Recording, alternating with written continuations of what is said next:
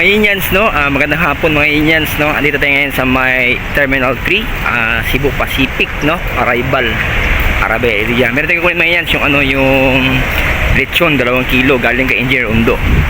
Tara yan, samahan niyo ako. Pasok na tayo ng Terminal 3 mga Inyans, no? Papasok na tayo.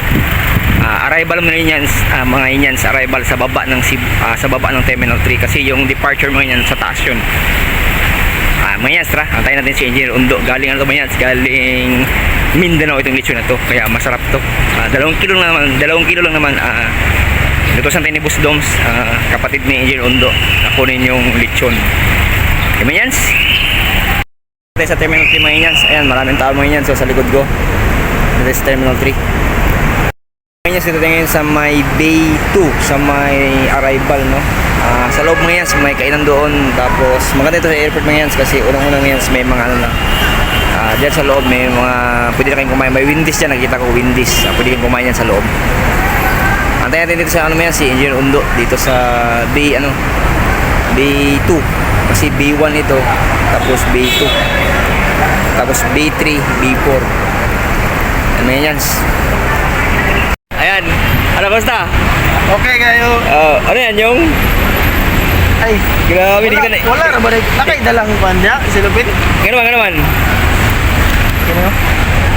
Di, buta lang sa top box. Akali ka na eh? Okay. Kami dito lang eh. Ay, ipalalom, ilan dito, ipalalom. Babaw ning pan. Saan ning pan? Ano nagigan? Kaya, fresh from Cagayan na. Kagaya. Di kita naglala. Ano, alas ka na? Ha? Alas ka na? Ay, mga kauban, ano po? Ba't sila po? Okay. Kami yung motor. Tuwan ito, parking. Galing kaya naman yan, si Engineer Undo. Pauwi na rin siya, kaya tayo yan, pauwi na rin tayo. Ayan. Mga yan, shoutout pala sa ngayon, October 4 ngayon mga yan, no? 2023. Happy 55th anniversary ng Taugama P, no? Shoutout mga yan sa lahat ng chapter mga yan, no? Sa Taugama P. Sa aking mga kaibigan na linawin ko lang mga yan, no? Hindi pa ako Taugama P, binabati ko lang yung 55 years anniversary nila. Especially Mandalagat chapter at Matalaki chapter ng Pangasinan. Okay mo yan, salamat sa panonood. God bless you, more power, keep safe, sana nasa buti kayo kalagayan.